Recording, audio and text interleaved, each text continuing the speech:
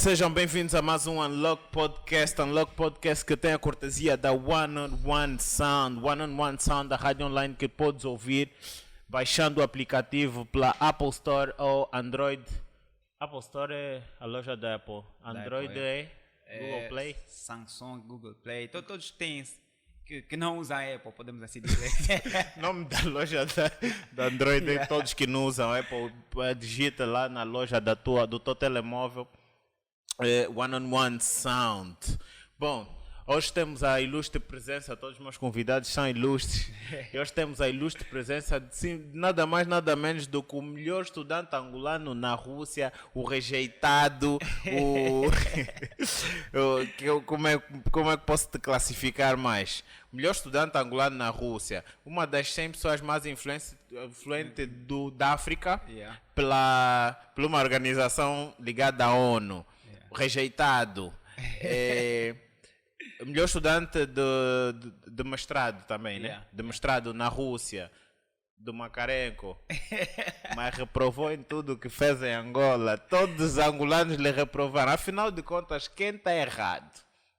Angola ou o resto do mundo? Porque ele é aprovado e reconhecido pelo mundo inteiro, mas pelos angolanos ele é rejeitado. Mateus Teita. Seja bem-vindo ao Unlock Podcast, mano. Olha, muito obrigado pelo convite.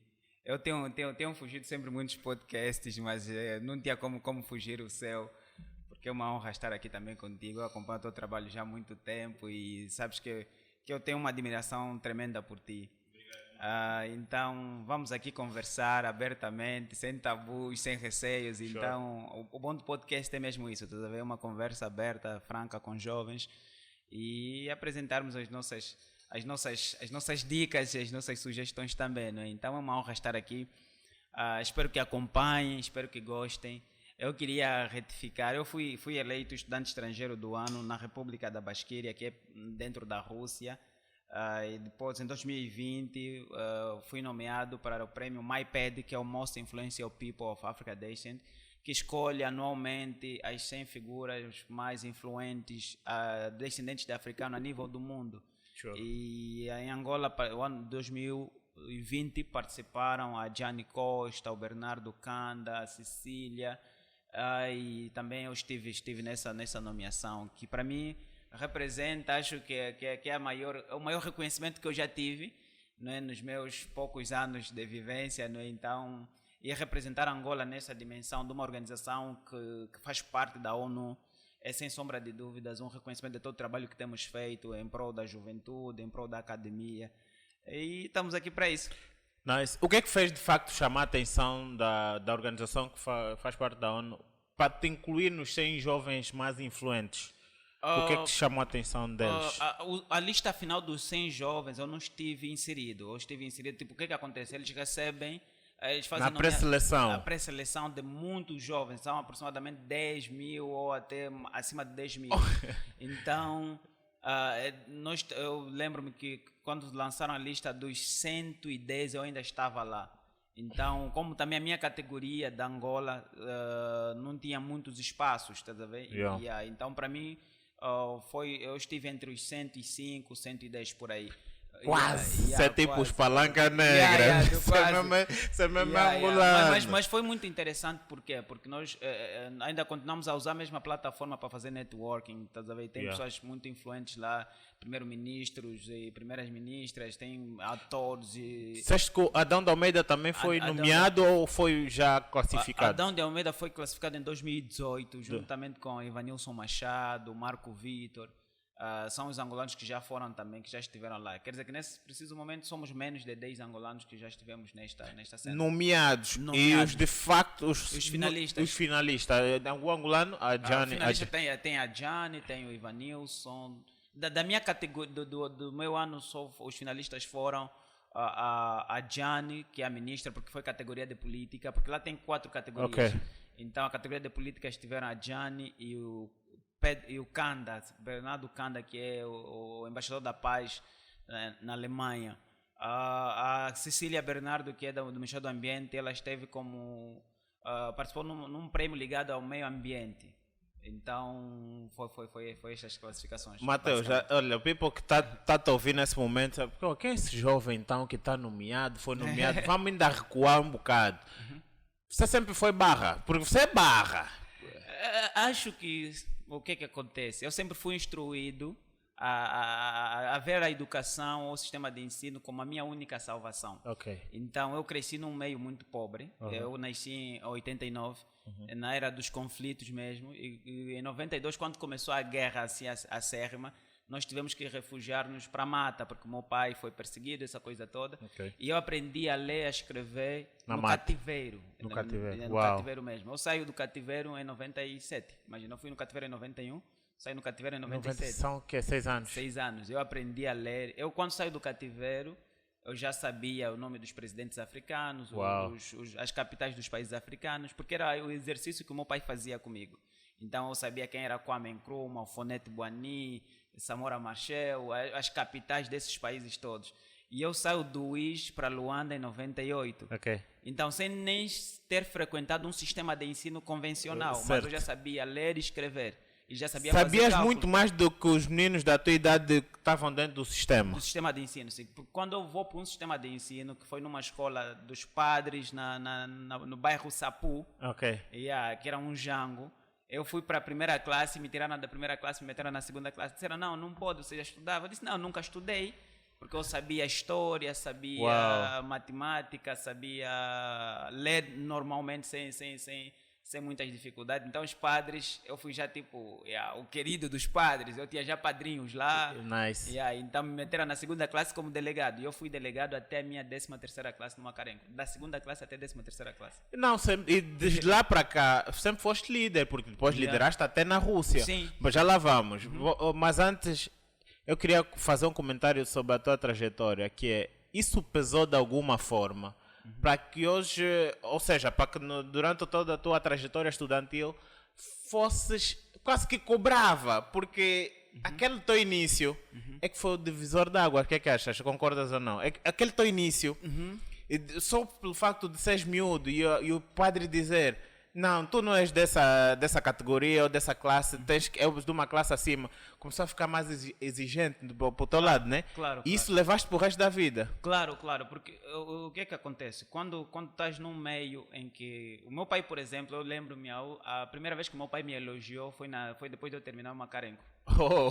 Quer dizer que eu era tipo aluno de quadro de honra, mas o meu pai nunca me elogiou em público, assim, na minha presença nunca me elogiou. E eu questionava sempre isso.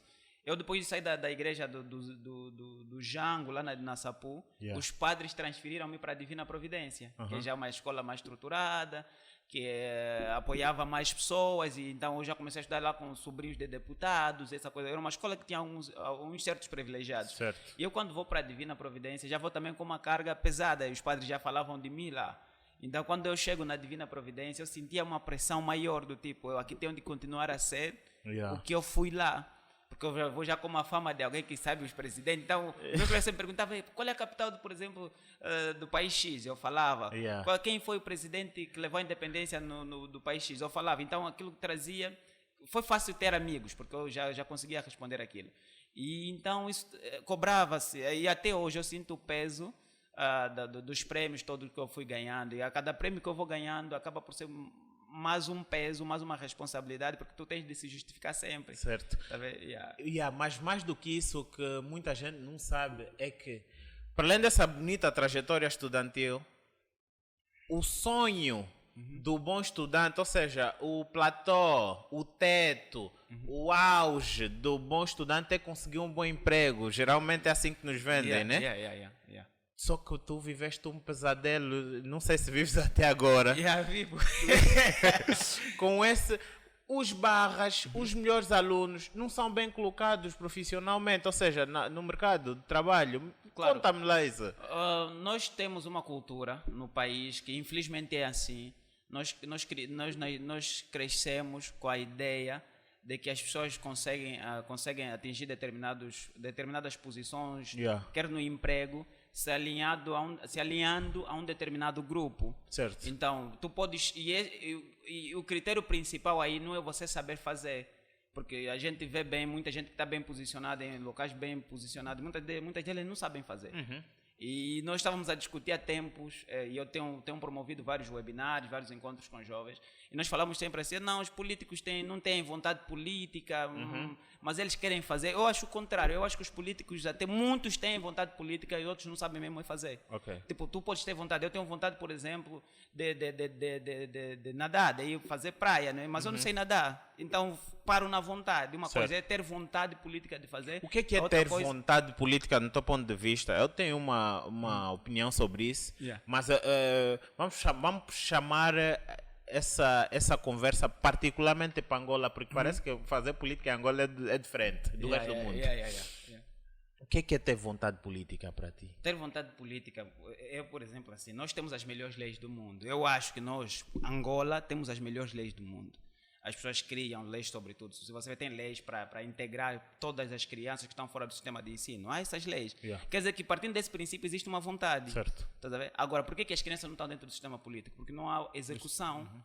Por que não estão dentro do sistema de ensino? Porque não há execução. A execução falha porque as pessoas não sabem fazer. Do tipo, as pessoas podem, os políticos vão para a televisão, falam bonito, olha, nós temos o projeto X para na verdade, é só isso que fazem, fala-se muito bonito, mas a execução falha por quê? Porque muitos não sabem fazer, não quer dizer que todos não sabem fazer, muitos não sabem fazer, e aqueles que sabem fazer, muitas das vezes, são colocados de lado. Por isso que o primeiro critério que eu acho no país, o primeiro critério para um jovem ter sucesso é se alinhar a um partido político. Muitos deles... Está errado. Claro, completamente errado, né? Nós estamos a inverter a pirâmide. Então, tu vês, por exemplo, existem muitos jovens bem posicionados ou inteligentes, com boas iniciativas, e as iniciativas não vão para frente. Por quê? Porque eles não estão alinhados a um grupo, ao grupo dos privilegiados. Depois são os mesmos grupos que vendem também a falsa ideia do empreendedorismo, porque nós vendemos hoje a ideia de que há jovens que começaram a fazer negócio há 2 anos, 3 anos, já tem um tubarão, tem uma casa no Benfica, né? Já viaja Como é que isso se justifica? Tá, e o outro jovem que é do Kazenga, que está se calhar mesmo também a abrir uma explicação, e o sonho dele é ter um centro de treinamento. Primeiro vai ter dificuldades para conseguir legalizar o centro de treinamento. Depois vai ter outras dificuldades. E ele vai olhar, por exemplo, ao Danji, que é o jovem privilegiado, não é?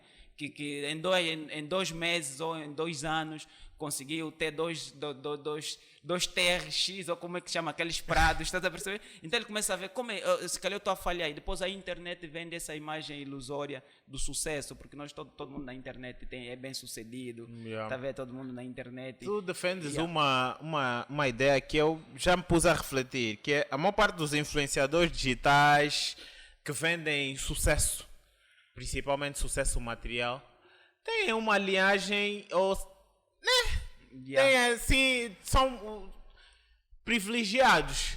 E eu pus assim, alguns tantos, se não a maioria.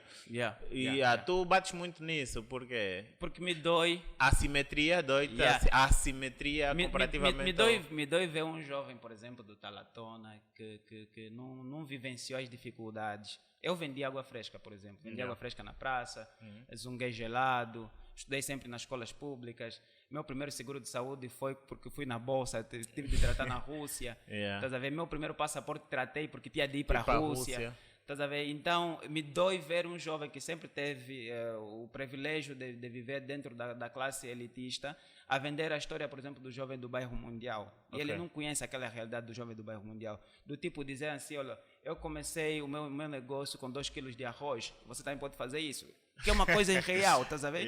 Porque eu acredito o seguinte, o empreendedor, hoje em dia aqui em Angola, que começa mesmo do zero, isso leva por aí uns 8, 10 anos para ter sucesso. Isso se ele não desistir durante a caminhada.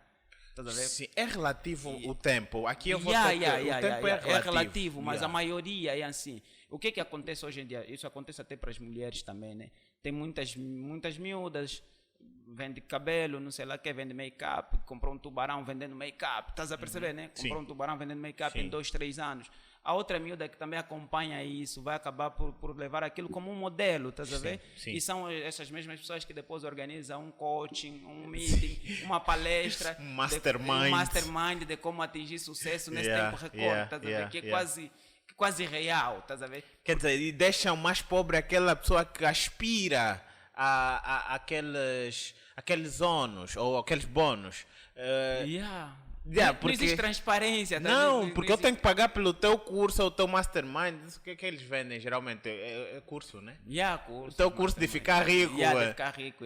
Outro dia vi alguém dizer Jeff Bezos, Bill Gates, Zuckerberg nunca vieram nos vender curso de ficar rico, mas os 10 passos para ficar rico da noite por dia estão ali a nos azucrinar. Rússia. Como é que surge a oportunidade de ir para a Rússia? Mas antes disso, parece que foste rejeitado aqui em todas as universidades e ainda por cima deste aulas de preparação ou aula preparatória para alunos ingressaram e você não. E vais parar para a Rússia. Primeiro, como é que o professor, o meu preparador, não consegue entrar e eu consigo? Preparador para entrar no ensino. Estás a ver, por exemplo, o que é que acontece? Todas as minhas abordagens, eu não tento colocar-me sempre na posição de vítima, tá a ver? Porque essa posição de vítima, se eu me colocasse até hoje na posição de vítima, não teria o que eu tenho hoje, em termos de conquistas, em termos de reconhecimento. Então, eu quando terminei, eu estava no Macarenco, na 10ª classe, eu já era monitor. Monitor quer dizer que eu dava aulas em substituição de um determinado professor. Porque nossos professores eram pessoas que trabalhavam já nas petrolíferas, viajavam muito. Então, nós, como estudantes que éramos já os destacados, pegávamos, garimpávamos. Então, nós tínhamos um grupo de garimpo. Depois daí, quando chegamos no último ano, começamos a acompanhar os cursos preparatórios. Então, aqui na igreja, aqui tem uma igreja próxima mesmo, essa igreja do 7º dia, nem que está aqui. Sim. Então, havia um curso preparatório lá. Então, nós vínhamos, quando o meu professor não podia dar aula de química, então eu dava o preparatório, o garimpo. Depois saíamos daqui do curso preparatório, íamos para o Macarenco, nós tínhamos acesso aos laboratórios. Eu levava a chave do laboratório na minha casa. Quer dizer, para abrir o laboratório de química, esperavam por mim. Tem que ligar para ti. Eu já passei noites no Macarenco, tipo assim, passar mesmo noite. Hoje, de quinta para sexta-feira, a estudar, a garimpar. Uau. Então, nós dávamos os garimpos, preparávamos as colegas já, tipo aquelas bem posicionadas, traziam matabicho para nós, não sei lá o que, essa coisa toda. Tínhamos algum ganho financeiro no final das contas também, mas o maior ganho era aquele ganho de você poder ajudar alguém a ter boas notas e conseguir o goals, né? Então, quando chegou a fase de fazermos as inscrições para as universidades, eu fiz para a engenharia e para a faculdade de ciência. Então, nós estudamos já tudo, nós tínhamos as provas todas, como é que funcionava, porque os preparadores davam. Olha, no ano passado saiu isso, saiu aquilo. Por exemplo, a faculdade... Eu vou ouvir-te como quem não sabe, mas na verdade eu passei por tudo isso. Sabes. Então, fomos fazer primeiro os testes. Eu queria muito fazer na faculdade de ciência, porque eu queria fazer mesmo química como ciência, não como engenharia. Então fizemos até os testes mesmo no Macarenco, da faculdade de ciência, eu acho que foi mesmo no Macarenco. Eu fiz no Macarenco e na própria faculdade de engenharia. Fizemos os testes.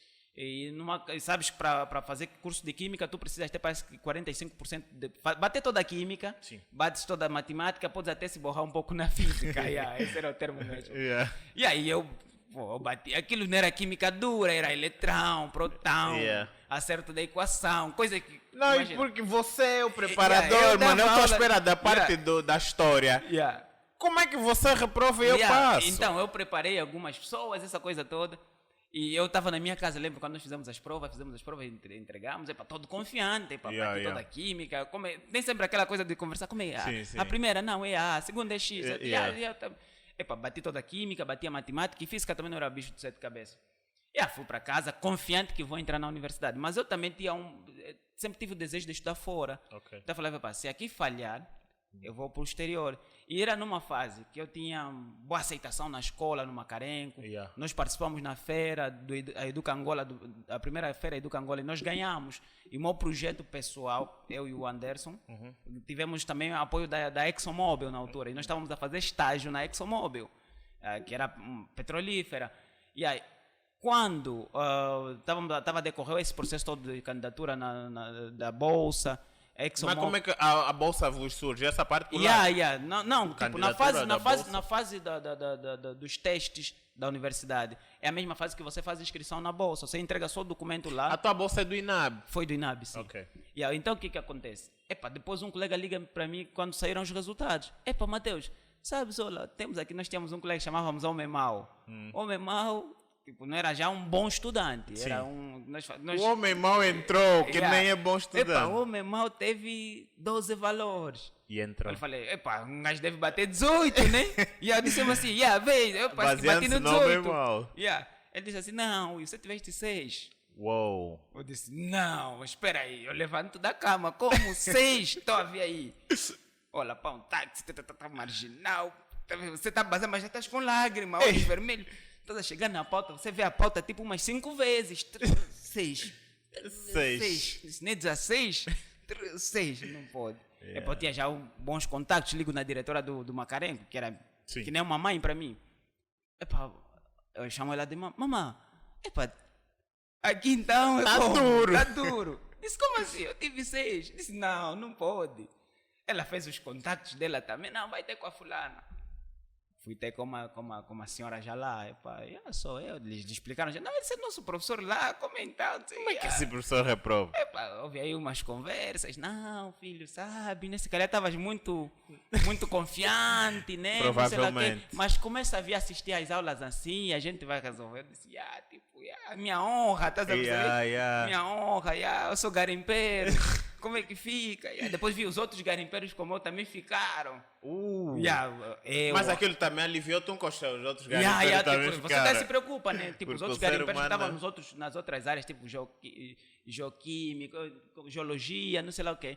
Os garimpeiros todos ficaram, a maioria ficaram. Okay. Então nós ficamos naquela época, tipo, nos fatigaram. Vamos exigir que nos deem as provas, porque era possível você escrevemos uma carta, o reitor tem que responder depois de 15 dias. Uma confusão tremenda. Eu saio da faculdade de ciência a chorar. Não pode. Eu chego na minha casa, porque aquilo foi tudo de manhã. Sim. Chego na minha casa por volta das 14, me ligam do INAB. Alô, eu Mateus, aqui é do INAB, pode desaparecer amanhã? O INAB faz teste? Não faziam teste. Okay. Eles julgaram pelas notas. Ok. Ligaram para mim, pode vir amanhã no INAB. No INAB, eu não tenho combo para pagar. Liguei no meu velho, velho. O INAB me ligou assim, meu velho disse, meu filho, eu não tenho dinheiro para pagar, porque todo mundo sabia. O INAB paga-se? Não, a corrupção. Naquele tempo era conhecido que para você passar tem que pagar. Ok. E aí eu fiquei, não tenho dinheiro, liguei no meu velho. Já estava desmoralizado com os resultados da prova. Disse, vou só bazar. Chego no INAB, olha, parece incrível. Eu cheguei no INAB, as pessoas, tipo, o senhor do INAB estava à minha espera. Tipo, nós vimos aqui um certificado, tu tens 19 a Química, 19 a X, do Macarenco mesmo? Sim. Não, você entende aí. Tu falas inglês? Eu disse, falo inglês. Comecei a dizer, yes, I do, I speak. Ali vamos mostrar. Vais para a China, Assim mesmo, vais para a China. Era no princípio daquela cooperação Angola-China, e mandar muita gente para a China. Para a China, onde exatamente? Vais para Macau, na Universidade de X, assim. Estávamos a precisar só de X. Eu disse, esse que estava a me pedir dinheiro no final de tudo. Eu disse, mas assim, não, vai traduzir os documentos. Tens passaporte? Não, já tratei. Não pode te passar um documento para o teu passaporte sair rápido. Esse cota tá bom demais. Eu ligo no meu velho, velho, olha, o INAB se prepara. Se prepara o combo, tá vendo? Sim. O meu velho disse, não, tipo, China não, pede outro país, Inglaterra, Canadá, os Estados Unidos. Eu disse, pai, aí tem pessoas que estão à espera de bolsa há 5 anos, 3, 4 anos. Eu encontrei essas pessoas lá. Depois o senhor começou a me insistir, a me mandar mensagem de noite. Já trazeste passaporte, filho? Eu disse, então é como? Isso tá bom demais. Tá bom. Eu até comecei já a esquecer a parte da universidade. De ciência. Então comecei a ficar muito próximo ao senhor do INAB. Ele depois começou a perguntar-me. Eu depois contei a ele que eu não queria ir para a China. Então ele disse, não queres ir para a China? Porque eu disse, não, a China, meu pai não gosta muito, não sei lá. Qual é o país que queres vazar? Eu disse, França, Estados Unidos. Ele começou a rir, disse, meu filho, isso não é assim. Olha, aqui tem muitos processos. Mas vamos ver se vai aparecer um país da Europa. Depois eu tive chance de escolher, apareceram 5 países da Europa. Tipo, mas a Europa Ocidental, né? Rússia, Polônia, Romênia, Ucrânia. Eu disse, vou para a Rússia era mais apetecível na altura para ti. Por causa do Mendeleev, eu gostava de química. Eu disse, não, tenho de ir num país onde... Achas que a tua história, claro que sim, seria bem diferente se fosses a China? Eu acho que sim. Provavelmente darias-te melhor. Não sei, tem um feeling assim do tipo, esse gado matou numa China depois de ter regressado com mandarim na ponta da língua. Claro que lá também estuda-se em inglês. Mas com mandarim, estarias, não sei, enfim. Olha, e eu quando fui para a Rússia, sabes, eu dentro de mim, eu disse assim, fogo, eu falhei na universidade. Porque eu disse, se calhar eu é que falhei. Ok. Yeah, aqui em Angola. Chegaste a refletir sobre isso? Eu cheguei a refletir, se calhar eu falhei. Mas a minha falha depois foi por quê? Porque eu conheço o sistema de corrupção da universidade. Sim. Conheço, eu falo sem medo de errar, sem medo de Tiveste represália. dentro, mano. Conheço o sistema de corrupção. Eu acompanhei pessoas a pagarem. Eu não tinha dinheiro para pagar para estudar. Eu acompanhei colegas meus. Eles levaste para pagar? Levei, pagamos, fomos lá, colegas minhas, assim. Entrou como suplente, como chamam suplente? Condicionado. Depois de uns meses foram enquadrando. Eu conheço muita gente. Que entrou, eu não tinha dinheiro para pagar. Se tivesses, farias? Não faria, meu pai não aceitou. Okay. Meu pai, quando eu disse assim, pá, velho, tá a pedir, era na altura 150 mil kwanzas, muito dinheiro. Era muito dinheiro, era $1.500. Estava a pedir 150 mil kwanzas para entrar na universidade. Meu pai disse assim, denuncia na polícia. Assim, esse foi denuncia. Eu disse, não é assim, se denunciar vai haver represália, não sei lá o que, não. Eu tinha esse receio. Então, conheço bem como é que funciona o sistema. Então, quando eu fui para a Rússia, eu disse assim, eu tenho de provar nesse chui que eles estavam errados. Estás a ver, né? Uhum. Que eu sou capaz, estás a ver? E eu fui, eu fui mesmo decidido. Eu tracei uma meta que em 4 meses eu tinha que falar russo. E eu em 6 meses já discutia em russo, estás a ver? Mas discutia. Eu dispensei todas as minhas cadeiras no curso preparatório quando eu cheguei na Rússia. Eu estudei próximo da Ucrânia. Okay. Então, lá era química básica. Você pode não entender a língua, mas sabes as fórmulas, estás a ver? Sim. Então, eu fiz 8 meses de russo. E no 7º mês eu já não ia na escola. Tipo, pediram para não ir mais. Dispensei tudo, matemática, química, física, essas coisas todas.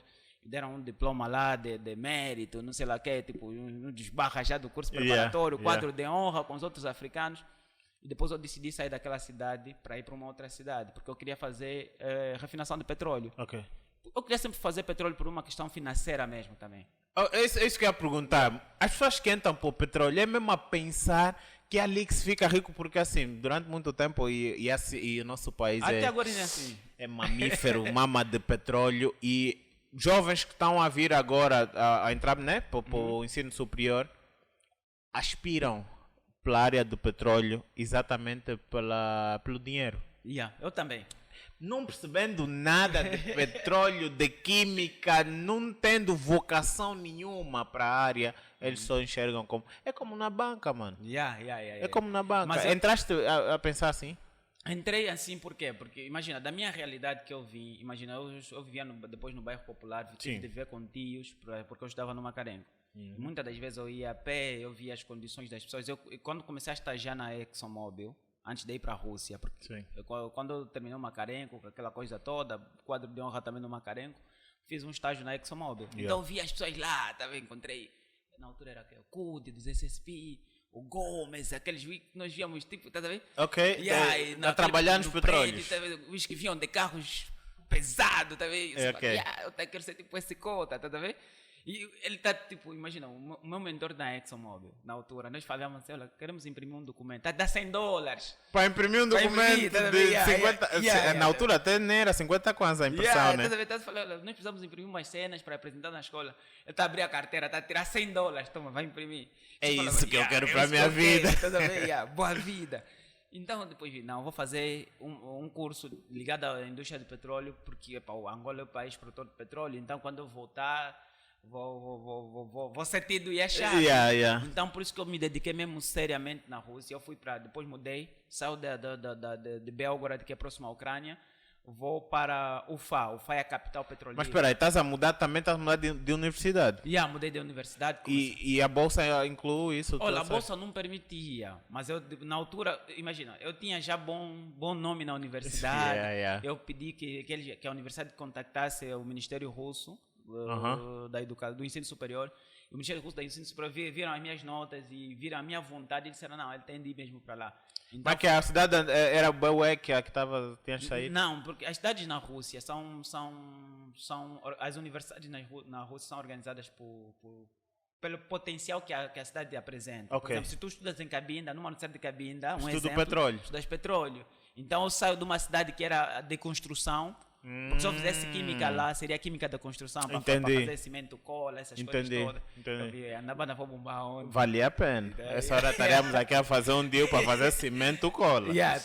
Depois eu disse, não, vou fazer petróleos. Então vou para uma das melhores universidades na Rússia de petróleo, que foi a primeira universidade na Rússia de petróleo.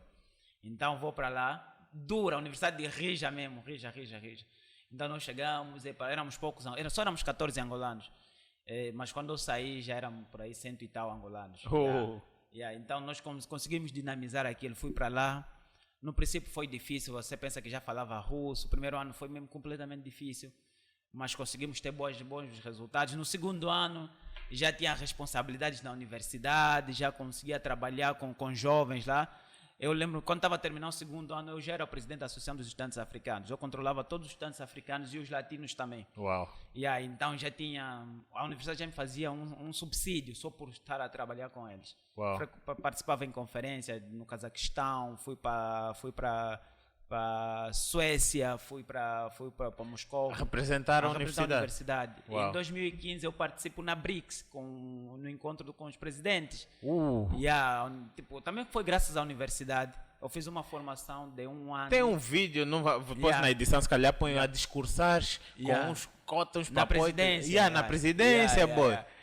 Sabe, eu olho para ti e fico triste. Mas em Angola não te dá um valor mesmo. Não, mas olha, vamos chegar já lá, tá vendo? Então, em 2015, quando eu vou para a BRICS, eu tive encontro com Putin, numa sala como essa, imagina, Putin, Jacob Zuma. Trabalhei lá dentro desse encontro bilateral, discussão, por exemplo, sobre política da BRICS. Eu conhecia a política da BRICS, o banco BRICS, como é que ia funcionar em termos de monitorização, dinheiros, essa coisa toda. Depois traduzi para o ministro da Fazenda e para o pessoal do Banco do Brasil, que era a mesma coisa. Tipo, eu estou lá e eu falava, tipo, meu velho não vai acreditar. Tipo, nesses momentos estavas ali nesse ambiente e pensa, fogo, será que Angola está a me ver? Olha, a propósito, quando o pessoal da embaixada ficaram a saber que eu estava nesse tipo de evento, me ligaram num tom não muito bom. Sério, não muito bom, do tipo... Não devias! Estás a fazer o que aí? Tipo assim, como é que você foi parar aí? Inveja. Inveja. Não, quem te ligou um grande invejoso. Eu disse assim, fogo, esse mambo, até eles poderiam passar no telejornal, tipo, tem jovens assim, tá vendo? For sure, bro. E não passou. E eu depois é que tinha que partilhei nas minhas redes sociais, porque eu depois, antes de participar na BRICS, eu fiz um treinamento sobre marketing, sobre posicionamento, essa coisa. Então comecei a aplicar já lá, porque eu só comecei a aplicar marketing mesmo depois do meu treinamento. Comecei a postar fotografias, depois eu vim para Angola e eu contactava assim os jornalistas, eu participei num mambo assim, me chama lá no teu programa, tipo, me ignorava. Eu tive que andar atrás das pessoas, tipo, até que um Mocota fez um contato já com o pessoal do Hora Quente. Fui para aparecer no Hora Quente para falar sobre isso. Nós angolanos temos um problema grave, que é o quê? Mas só contigo não aconteceu. Era suposto. Tens virado, como nós dizemos na gíria, benga. Nós valorizamos o angolano que vem de fora para dentro. Para cá, estás a perceber? Ou seja, que rebentou lá fora aí, mas tem que estar a fazer muito barulho. Mas isso funciona muito na indústria do entretenimento. Mas podia até funcionar porque esse teu lado ali é mesmo social, político e econômico, enfim. Mas é mais abrangente. Eu comecei a fazer isso. Eu lembro que eu participei no Hora Quente. Antes de participar no Hora Quente, eu na Rússia já tinha participado em mais de 15 programas. Tipo, eu nunca liguei a alguém na Rússia, me convida lá. Nunca fiz isso. Eles iam para a minha universidade, eu tenho um vídeo disso nas minhas redes sociais, vão para a universidade para ver como é que eu vivo, como é que eu faço, como é que eu estudo, tá vendo? E essas cenas todas, e a universidade foi ganhando muitos pontos com isso. E até hoje eu tenho uma proposta para voltar e sabe o que é que eu acho? Devias voltar para a Rússia. Estou a calcular isso. Só que a minha esposa não gosta muito da Rússia, então... Sabe o que é que eu acho? Devias deixar a tua esposa. Brincadeira. Tem que ter um momento de descontração.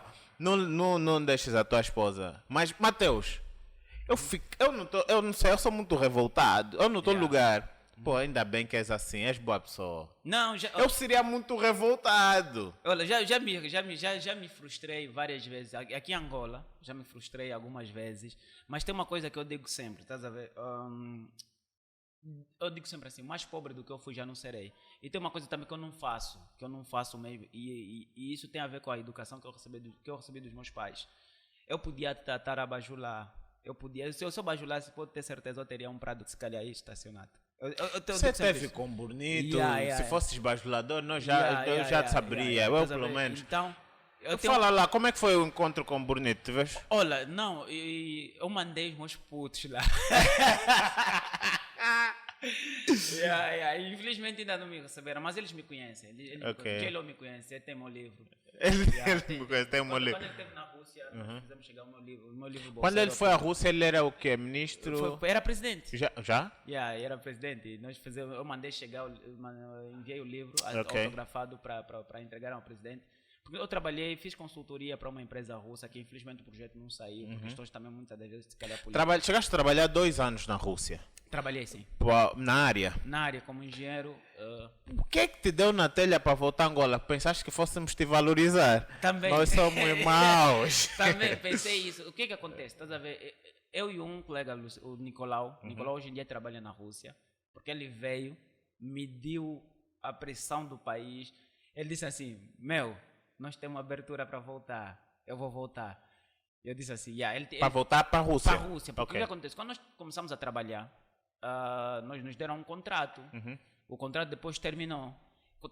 Quando terminava o nosso visto de estudante. Então, o nosso visto terminou, o contrato terminou. E nós conversamos com eles. E nós dissemos assim, olha, nós queremos voltar para Angola, para renovar. Eu até tive de mentir, disse assim, olha, eu estou sem passaporte, e passaporte só se trata em Angola. Então vou tratar o passaporte. Eles disseram, não, nós podemos resolver aqui. Tipo, eles queriam muito que a gente ficasse. Foi a mentira que te custou mais caro. Que eles queriam muito que a gente ficasse. Eu disse, não, brada, nós já nos conhecemos aqui, nós já temos fama, temos bom público. Todo bom profissional necessariamente, todo bom estudante é necessariamente bom profissional? Nem sempre. Tu és bom profissional? Acredito que sim, sou um bom profissional. Porque uma coisa estamos a discutir é a academia. Estamos a discutir e tal, Mateus, a academia. Profissional, lá recebeste alguma condecoração enquanto profissional recebi, a atuar? Recebi. O que acontece? As empresas estrangeiras são muito organizadas, apesar que as empresas estrangeiras aqui em Angola acabam por fazer o jogo da Angola. Eu e o Nicolau, principalmente na minha área, eu estava no laboratório, eles abrem uma cena tipo concurso, tá vendo? Onde você apresenta melhoria durante um tempo que você está a trabalhar lá. E daí eu fiz uma proposta de melhoria que foi aceita e até hoje é usado o método que eu defini. Tá vendo? Imagina, eu trabalhava no laboratório, nós tínhamos um método de determinar metais, que era um método muito rudimentar e que dava uma margem de erro muito, muito grande. Claro, com a ajuda de um mentor, tu tens um mentor quando entras para uma fábrica. Com a ajuda do meu mentor, nós apresentamos russo.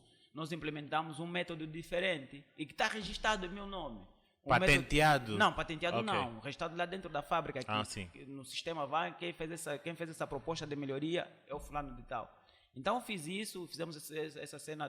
Se tivesses nessa firma, como chama essa empresa? Sibur. Se tivesse na Sibur até hoje, quanto é que estarias a tirar por mês? A Rússia paga, comparado com a Angola, paga mal. Porque o nível de vida é barato. Tu podes ganhar, quem ganha $2.000 na Rússia é rico. É rico, Imagina, tu não precisa imagina, o meu colega Nicolau, que é angolano, que está lá a trabalhar, hoje em dia tem melhores condições sociais do que eu. Estás a ver? A viver na Rússia. A viver na Rússia, a viver na Rússia, porque a realidade de Rússia permite isso. Sim. Então ele tem melhor telefone. Se for a Rússia, vamos lá, eu se for aos Estados Unidos e lavar pratos, eu sou classe média em Angola, classe média alta, porque eu ganho por aí $2.000 pelo menos por mês, ele lá paga-se a hora, né? $2.000, se eu for converter, isso não se faz, mas vamos tentar fazer isso, né? Porque eu vou gastar em dólar, uma lavar pratos na América, eu vou ter que gastar na América e eu gasto em dólares. Se eu não gastasse o dinheiro, obviamente também não teria que ter necessidades. $2.000 hoje em Kwanza, 70.000 a 700 Kwanza a cada dólar. Mais 2 milhões quase, ou 2 milhões, né? Ou quase 2 milhões de Kwanza. Isso é o salário de um CEO, mano. De um CEO, estás a ver? Numa grande firma, não? Não, mas aqui, por exemplo, imagina, quem está no setor petrolífero, há quem oferece salário acima de 2 milhões, como engenheiro normal. Engenheiro normal. Tipo, os que estão um juniorzito. Um júnior pode estar por aí 1 milhão e tal. Nas produtoras, não nas prestadoras de serviço, porque as prestadoras de serviço pagam muito mal. Tá vendo? Agora, quem está numa produtora, quem está na CLE, quem está na LS, está cachudo. Tá cachudo. Então, ainda sonhas com uma produtora em Angola? Sonho. Qual é? Pode dizer, qual é a tua sonho de consumo no nível das produtoras? Eu até fiz testes lá, aprovei com uma das boas notas. Aprovaste? Desde dezembro, nunca me chamaram. Gostamos muito do Matheus, mas fica mesmo onde tá. Não, fiz testes quando eu volto. Tipo, o que acontece? E eles me conhecem também, tá vendo? O pior é que ele te conhece. Sabes que eu escrevo para Forbes, né? Para Forbes Angola. Sim, já vamos falar sobre isso também. Escrevo artigos lá sobre a indústria de petróleo. E muitas das vezes, quando eu escrevo artigos, muitos cotas lindas. Hoje me chamaram, já fui até no Ministério. Me conhecem também. Lá, me conhecem. No Ministério dos Petróleos? Claro, me conhecem. Sabem bem. quem é o Matheus? Me conhecem bem. No gabinete do diretor do ministro, me conhecem bem. Será que não te chamam por seres mesmo muito famoso, eles acham que estás bem? Sim, fica à vontade, é permitido. Nunca vais poder dizer isso publicamente com essa vontade, senão aqui. Tá fudido? Tô fudido. Boy, se calhar eles pensam que estás fixe. Não pensam, eles sabem que eu não estou. Como? Eles sabem, sabes porquê? O que é que acontece? Eles me conhecem, todos mesmo me conhecem. Tipo, até eu conheço os projetos que eles têm. Porque eu imagina, eu já fiz trabalho, já escrevi coisas que foi usado, que as pessoas, no final de contas, vêm te falar assim, pô, Matheus, são jovens que o país precisa, fizeste bem de regressar, olha, Agostinho Neto regressou também, tá vendo, né? E aí, depois de qualquer coisa, nós estamos aqui. E você fica, qualquer coisa como qualquer coisa como... sabe da coisa que eu quero, que você quer, que eu preciso, mas, infelizmente, nós também não podemos forçar muitas coisas. Sim, não, e assim, pelo tempo, já deve estar aqui há 5 anos, né? Na Angola não. Não? Na Angola vou fazer 3 anos e acho que estou a pensar em bazar. Não, Matheus, eu nunca pensei que eu fosse dizer isso para um cidadão angolano, mas se não tu estás a sentir valorizado, mano, vai onde... Não, mas essa questão da valorização Quando eu digo valorização, sim, deixa-me só também tentar, não justificar, mas...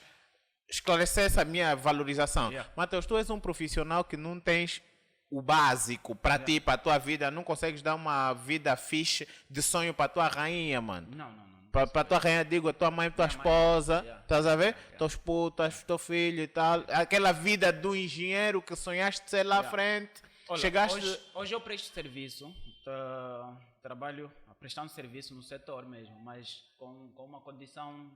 Por uma questão profissional, não posso falar da minha condição também. Eu presto serviço lá. Claro que não é das condições que eu claro, mano, é o que disseste. Eu não sou da área dos petróleos, mas só tu a descreveres e eu sei porque, pá, eu sou da mesma idade que tu e eu sei, os sonhos eram quase iguais. Obviamente, né? Você já vai para não é bem assim. Eu, por exemplo, eu sou muito. Mas, Matheus. Eu entendo o que estás a dizer e as pessoas que nos ouvem também não são assim tão leigas. Não precisas passar banho de pano e tal. Se não tens 2 milhões mês, não tens 1 milhão mês e és engenheiro dos petróleos, tá fodido. Porque não foi isso que você sonhou, mano. Não chega nem meio. Não chega a meio milhão de kwanza, mano. Tá lixado, sabe por quê? Porque não foi isso que sonhaste. E com a inflação. Porque se fôssemos falar do tempo lá atrás, claro que mesmo meio milhão de kwanza era muito nós trabalhamos hoje em dia, o que acontece? Nós trabalhamos para você comprar a comida e no final das contas, quando chega faltando 5 dias para o mês terminar tudo, não tens absolutamente nada. Estou a perceber, mano. Mas para nós, o que acontece? Quando eu falo que a valorização é subjetiva, eu sinto muito honrado e às vezes eu penso assim, valeu a pena regressar vendo os jovens que nós estamos a mudar vidas. Tá vendo? Tem pessoas que eu ajudei que estão na Total. Nice. Tá vendo, né? Tem pessoas que eu ajudei que estão em melhores empregos do que o meu. Tem pessoas que eu ajudei que têm melhores bolsas do que as minhas. Eu todos os anos que eu estou em Angola, eu ajudo pessoas a conseguirem bolsa. Não me pagam nenhum tostão. Ainda ajudo, bem. Eu vou para os bairros, Se calhar esse é o teu legado. Eu fiz 28 palestras desde que eu regressei em Angola. Mesmo com o Covid, faço webinars. Estava, o Covid começou, comecei a fazer webinars. Já fizemos 12 webinars e trouxemos pessoas bem posicionadas para falarem. Tá a ver? E nós fazemos mentoria para jovens. Tem projetos sociais que hoje em dia apoia mais de 50 crianças com paralisia cerebral, que eu faço mentoria. Nice. Quando essas mesmas pessoas já tiveram com Bonito, eu não estive, tá a ver? Já estiveram com outros políticos, eu não estive, porque existem coisas que eu não preciso estar lá se calhar, desde que eu esteja no backstage a fazer, e não estou a levantar a bandeira que eu que estou a fazer. Tá a ver? Eu estou envolvido em várias dinâmicas no país, e que infelizmente ainda a classe elitista dos jovens, quando vão fazer os prêmios, por isso que eu nunca ganhei prêmio aqui em Angola, nunca fui nomeado para nenhuma coisa. Imagina, eu sou jovem com mais fotografias espalhadas no mundo angolano. E muita gente não sabe. Eu tenho mais de 200 fotografias em spot publicitários. Pelo mundo. Tá? Eu tenho essas coisas. Verdade. Esse é um assunto também que né, temos tempo para isso. Ainda bem que é um podcast ilimitado. Mas eu estou muito interessado na tua parte profissional, acadêmica profissional. Curiosidade, como é que tu viras modelo? Epa, é uma coisa, virei modelo por fome. Eu digo sempre isso, foi fome. Foi na Rússia também? Foi na Rússia. Quando nós começamos a passar dificuldades, o INAB ficou 1 ano sem nos pagar subsídio. Imagina, 1 ano. As pessoas, os caenches, começaram a namorar com as tias. Não sei e você que eu já tinha a minha dama lá. Não é falar de dama, tô bari mesmo, os caenches. Você mais fome, ficas como? Os que sabiam dançar começaram a dar aulas de kizomba lá, não sei lá o que, faziam um trocado. E eu dava preparatório, lá. Vou fazer o que aqui? Então a minha dama como é mesmo bonita. E a minha dama não gostava muito dessas cenas. Conheceste ela na Rússia? Não, a minha dama estudou no Macarenco, foi minha aluna. Quando era monitor. Conheci ela no Macarenco. Então eu disse assim, baby, vamos fazer umas fotografias. E vamos ver, se calhar se vão começar a nos pagar. Nós fizemos tipo 5 sessões fotográficas gratuitas. Nós íamos na sessão fotográfica, tipo, sessão fotográfica de rico. Nos davam fato, não sei lá, que a minha dama bem vestida. A ideia era comer. Nós já fizemos sessão fotográfica assim mesmo. Você vai para comer mesmo. Era uma dificuldade, mano. Imagina, meus pais não têm dinheiro para mandar na Rússia, por exemplo, todos os meses.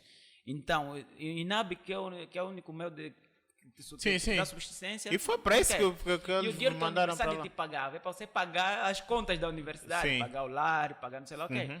Então, nós começamos a fazer fotografia. E nem que deu certo isso. Eu comecei a estudar. Como casal, as fotos também. Eu comecei a estudar o que a indústria de foto precisa. Fiz alguns cursos online, aquelas coisas todas.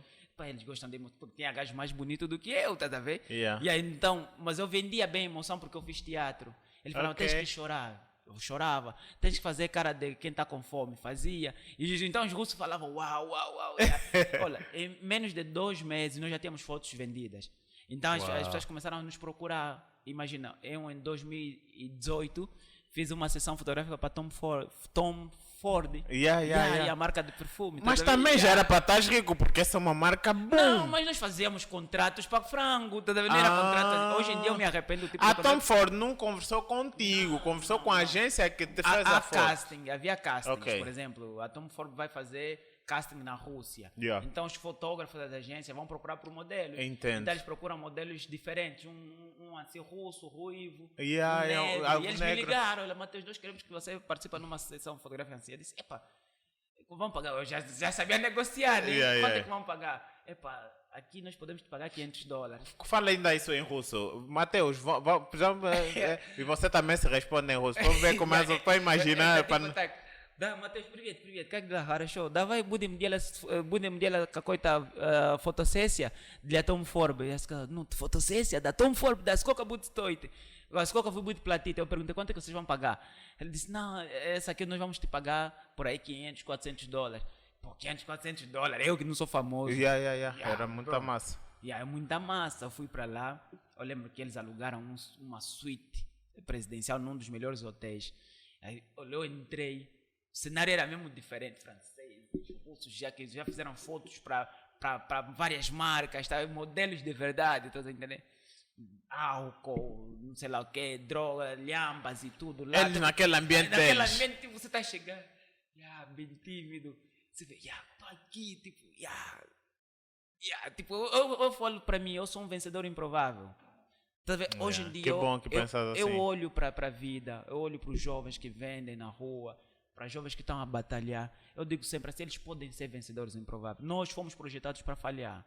Quem é jovem, que cresceu com as dificuldades que nós crescemos, que não tens pai dentro do sistema político, não tens pai dentro do sistema diplomático, tu foste projetado para terminares o médio e depois se virares. Estás a ver, né? Eu fui projetado, eu olho para muitos jovens, foram projetados para falhar. O sistema em si, quando eu falo sistema, não é o partido político, é o sistema entendo, todo. Ele projeta esse. Nós fomos projetados para falhar. Quando eu falo projetados para falhar, nós fomos projetados para estar a depender, para me ligar. Tipo, para ires para o Cota, por favor, me arranja lá um mambo. Lava o meu carro. Toma 5 paus. Tá vendo? Nós fomos projetados para ser assim. E quando você começa a despertar fogo, posso ser mais do que essa merda, estás a ver? Eu posso fazer mais do que essa shit. E eu comecei a perceber isso cedo. Então, a minha missão é levar esse conhecimento para os jovens. Eles começarem a negar aquela realidade. Dizer, fogo, eu não posso morrer aqui a lavar carros. Eu, desde o momento que eu vendia na praça, eu sempre falava, eu não vou morrer aqui. O meu velho sabe, eu lhe dizia sempre, eu vou ser grande. E até hoje, apesar das dificuldades que eu enfrento, para conseguir um bom emprego. Já faltou mais. Já faltou mais, brother. E eu olho para mim e eu falo assim, eu vou ser grande. E tu és grande. E ainda vou ser maior. E uma vez me perguntaram qual é o teu grande sonho. Eu disse, eu quero ser presidente. Eles ficaram assim, talvez vocês assustaram quando eu disse, eu quero ser presidente da República. As pessoas querem pôr os limites dela em ti, né? Eles falam, as limitações. Mas como assim? Você não tem dinheiro, não sei lá o quê. Olha a tua realidade. Você nem um emprego consegue ter em condições. E eu disse, é por isso mesmo que eu quero ser presidente da República, porque eu conheço a realidade, brother. Não tem nenhum político que está há 15 anos a fazer política ativa, que já vive aquela vida de Lexus e whatever, conhece a realidade melhor do que eu. Eu conheço a realidade, eu sei como... Eu tenho um programa, eu e os meus brothers temos programas que podemos... Já apresentamos algumas pessoas politicamente dispostas, que podem resolver o problema de aproveitamento de quadros, principalmente de recém-formados. Nós temos criado o cenário de 1 a 0, de 3 pontos bem estruturados, que aplicado vai dar soluções. Se calhar está ali o teu propósito e a razão de não necessariamente sair da Angola, mano. Tens um trabalho a fazer aqui. Brada, estás a ver? Se calhar está aí o teu propósito. Eu acredito muito nesse país. Eu acredito, quando eu olho para o país, quando eu digo acredito muito, eu acredito muito no sentido, nós temos um país fantástico. Só as pessoas é que não prestam. Depois nós somos pouco. A Nigéria está em 120 milhões. Nós somos só, eu não acredito nesses números, né? 35? Nós estamos para aí 40, 35 milhões. Mano, nós temos todas as riquezas possíveis. Nós temos mar, temos florestas. Mas também temos todas as pobrezas possíveis. Em paralelo, não sei como é que conseguimos essa proeza. Por isso é que o que não presta em Angola é para as pessoas. Nós. Nós. E eu digo sempre Angola é boa. A pessoa tem que tirar suas pessoas. Tem que nos tirar. Voltando naquela questão política. Eu olho muito assim que os políticos não vão apresentar solução para a minha geração. Eu não acredito muito nisso. Porque a minha geração também precisa criar novos políticos. Eu olho para isso assim. Então, a minha geração precisa criar. Porque esses cotas que estão no sistema, quer da oposição como do partido do sistema, eles também começaram com a nossa idade. Está a ver, né? E hoje nós temos a idade que não tínhamos ontem e eles têm a idade que não tinham ontem também. Isso para dizer que os cotas de ontem, os cotas hoje somos nós. Porque se nós pensarmos que quem nos vai resolver o problema é um cota, estamos lixados, mano. Eu vi uma publicação. Estamos lixados. Deixa-me só dizer-te uma coisa, mano. Achas que todo mundo tem que ir para a universidade bater caso ser um Mateus Teita? Não. Esse mano está lixado também o nosso country, mano. Não, sabes por quê? Porque nós fomos educados a fazer sem saber. Estás a ver? Do tipo, as pessoas que foram colocadas em alguns sítios, eu falo muito disso, porque foram colocados. Nunca lhes foi cobrado o saber fazer. É do tipo, brada, tem aí um biolo no ministério. Tens o cartão, né? Cai. Brada, tem aí um crédito, tem um sistema de crédito. Mas na TPA vai passar que é para todos, mas não é para todos. Não é para todos, já tem uma lista. Tem aí cubículo. Toda vez, né? Fogo, um gajo está a faitar para conseguir um cubico, nada, toda vez. Eu uma vez perguntei num brada, bem posicionado também politicamente. Eu disse, brada, será que para ter cubico tem que ir no de maio, com aqueles cartazes ou o que lá? Não é isso, estás a ver, nem brada. Porque, estás a ver, por isso que até o Revo é interesseiro. Estás a ver? Tem um ou outro tem essa fama, vai surgindo, né? Até acusações de que foi comprado. Tanto mais é que se tu fizeste parte de uma associação, um grupo revolucionário e decidiste sair, vamos te desconfiar. Estás a ver? Só decidiste sair. Ou seja, então também eu vou começar a pensar bem em entrar. Claro, quer dizer, quem entra já não pode sair. Já não pode sair. Não posso discordar, já está do lado dele. Não, cara, não é bem isso que eu queria. Não, quem sai, vamos lhe desconfiar, foi comprado. Sabe, estamos a criar o quê? Uma sociedade de jovens intolerantes. Okay. Eu não vejo marca alguma se você me falar, Brada, eu sou do MPLA a partir de hoje. Yeah. Brada, não tem problema nenhum. Yeah. O meu problema vai ser a tua conduta. Yeah. Estás a ver, né? A tua conduta. Eu tenho bradas do MPLA, bradas da UNITA, bradas de todos os partidos. E hoje em dia eu vejo, fogo, eu lido bem com esses chui todos. Uma vez um brada meu me disse assim, brada, você entende de marketing? Eu quero fazer bem o meu marketing, por exemplo, para esse mambo, eu quero ser autarca. Eu lhe falei, mas porra, você quer ser autarca, você que já está no partido, quer ser autarca como? Yeah. Não, quero crescer mesmo, estar no partido brada. Fui lhe dando as dicas todas. Tá, e o mesmo acontece com os meus bradas da UNITA, os meus bradas do MPLA. Yeah. Hoje eu não posso olhar para um jovem que é do MPLA como um monstro da fita. Yeah. Ele também só está a fazer o jogo dele lá. É tipo te contratarem no Real Madrid e você gosta de morar do Barcelona. Tá, eu gosto de política e discutir política, mas não quero, provavelmente nunca me hei de afiliar em nenhum partido político.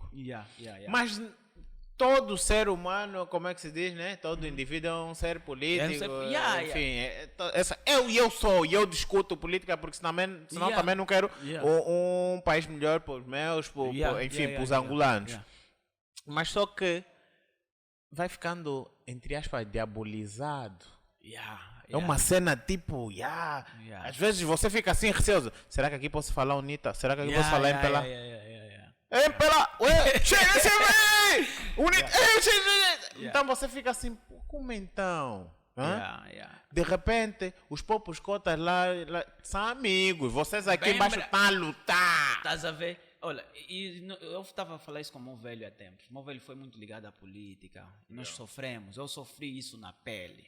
Você viveu em cativeiro? Eu vivi isso no cativeiro. E nós estamos a criar uma situação que aconteceu em 92, quando houve as questões todas de 92. Porra, o meu cubico foi queimado, tá a ver? Tivemos que fugir, o meu velho só saiu com uma pasta. Tivemos que ir no cativeiro, tá a ver? Porque é por intolerância. Simplesmente por intolerância. E são pessoas bem identificadas que sabiam, não, esse gajo é daquele sítio, esse é daquele lado. Então foram pessoas revoltadas. Eu vi, não me contaram, brada. Eu vi amigos, colegas do meu velho. Quem conhece Sanza Pombo tem muitos abismos. Posto em fila. Fuzilados. O meu velho também estava para ser. Fogo. Tá, então hoje em dia, a coisa que eu tento fazer é ser tolerante. Tá vendo? Homossexualidade, política, religião. Você quer ser ateu, brada, é tua crença. Você ser feliz. Não, isso não te tira mérito de se você vai ser um bom profissional ou não, sendo ateu. Tá vendo? Existem pessoas que estão na igreja que são péssimas pessoas. Existem pessoas que não estão na igreja que também são péssimas. Tá vendo? Então, eu hoje em dia olho para um jovem do MPLA, desde que ele tenha uma conduta boa, porque eu acredito assim, o jovem do MPLA vai lutar para o MPLA se manter no poder, porque ele tem interesses dele.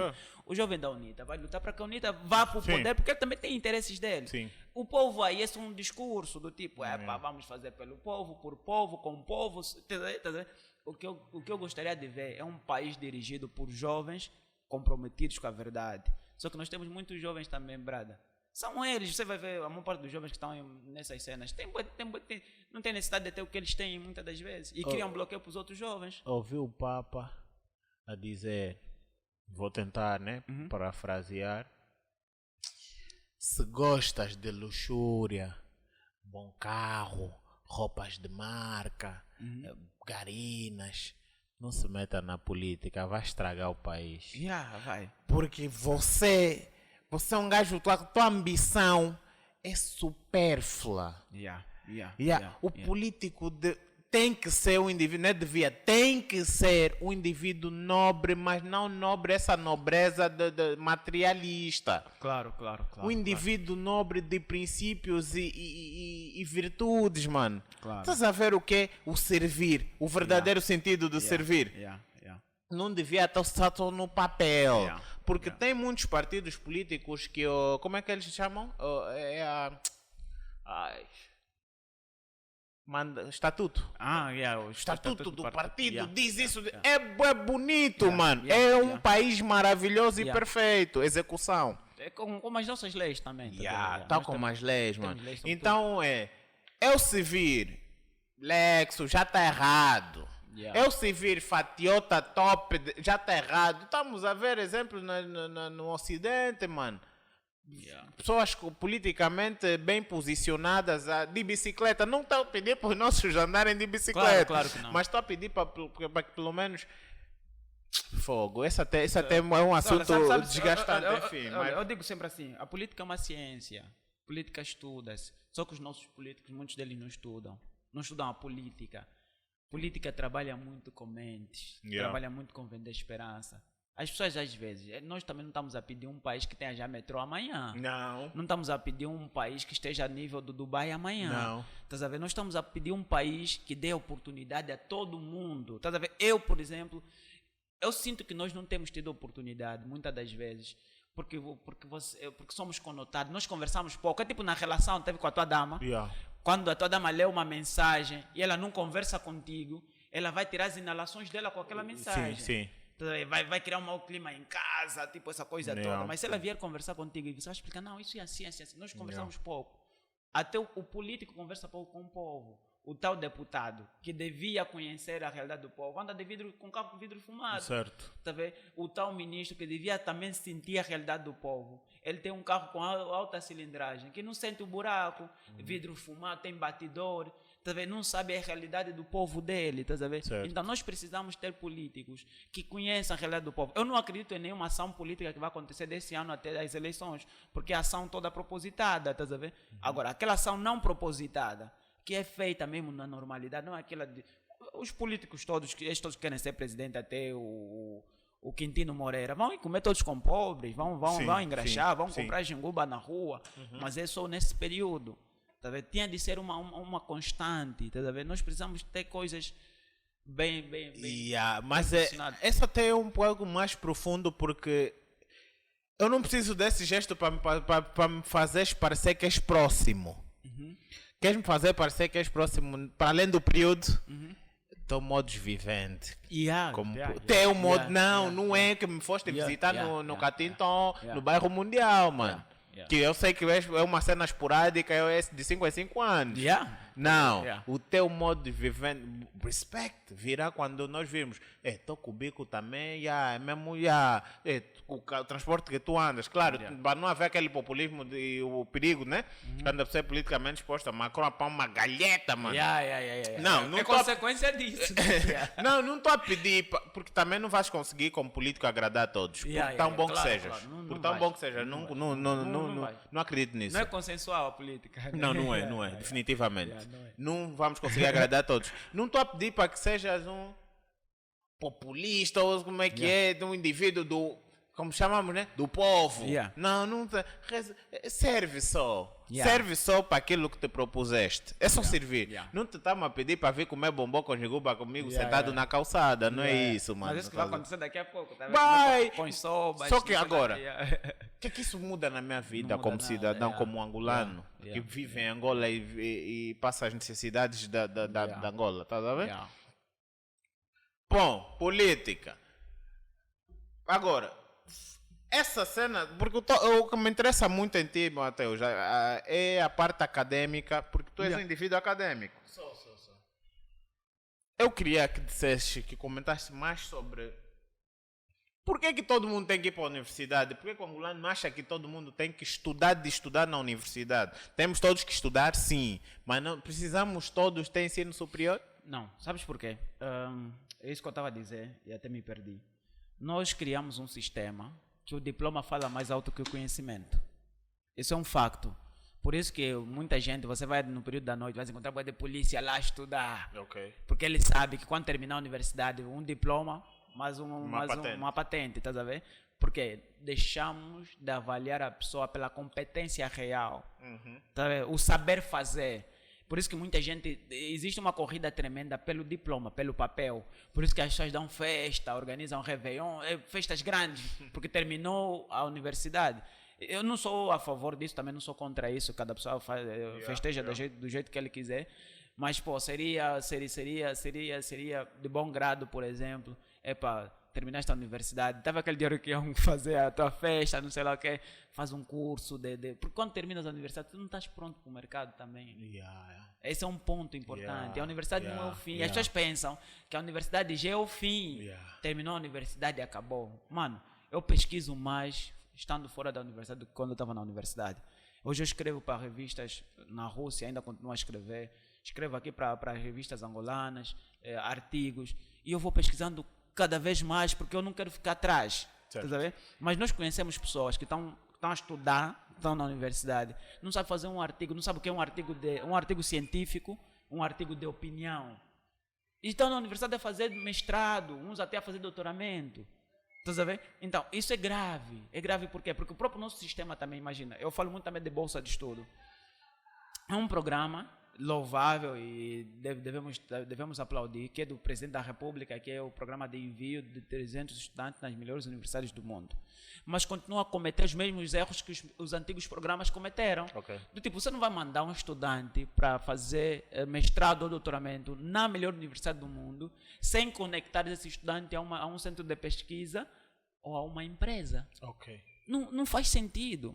Sabe quanto é que custa manter um estudante na universidade, por exemplo, de Harvard? São $500 mil. Até ele terminar, $500 mil. E tem angolanos lá. Pagos pelo governo, pelo Estado angolano? Tem angolanos nas melhores universidades do mundo. Tá vendo? Só no Instituto Francês de Tecnologia, por semestre são $12 mil que o estudante paga. Tem lá bolseiros. Não está conectado a nenhum centro de pesquisa em Angola, não está conectado a nenhuma empresa. E foi estudar petróleo, foi estudar agricultura, foi estudar energias renováveis. Ele, antes de sair, um programa como este, deviam negociar com as empresas, negociar com os institutos, com as instituições de pesquisa. E nós não temos, infelizmente, instituição de pesquisa. Mas você vai mandar 300 estudantes a fazer doutoramento e mestrado sem eles conectar. Quando eles regressarem, vão ser jogados no lixo. Tipo, tempo perdido. Tempo perdido, dinheiro perdido. Dinheiro perdido. Dinheiro perdido. E o jovem vai chegar aqui frustrado. Muitos não vão voltar. Tem muitos que não vão voltar. Por quê? Porque ele lá vai continuar. Tem angolanos formados com outstanding certificate que estão na Inglaterra, na KFC. Estão na Inglaterra, estão em países a distribuir para folhas publicitárias nas paragens. Panfletagem. Nós não temos um país que vai se dar o luxo de desvalorizar angolanos assim. Nós não temos. Agora, por que isso acontece? Porque não existe o que nós chamaríamos de PAMEP ou GAMEP, que é Programa de Apoio, Mentoria e Enquadramento Profissional. Todos os países organizados têm isso. Na África do Sul funciona assim. Você, quando chega no 4º ano ou no 3º ano, você vai para um período de estágio. Alguns até defendem a sua tese no estágio. Tá vendo? Nós aqui não. Nós não contextualizamos que isso estuda no SPAG, que isso estuda no SPOCA, nessas universidades todas, com a realidade do país. Nós não contextualizamos isso. Um estudante, por exemplo, imagina... A questão da academia é muito séria. Nós não temos. O Congo tem 2 universidades no ranking das melhores universidades da África. Angola não tem nenhum. E sabes o que é engraçado? Os angolanos não aceitam estudar para o Congo. Muitos. Estás a ver? Não, sabes o que acontece aqui? É a banga. É isso mesmo. Quando eu falo, nós partidarizamos muito o país. Não é o partido no sistema. É que todo mundo, estás a ver? Você vai na academia, você consegue identificar um professor do partido, um professor não do partido. Ok.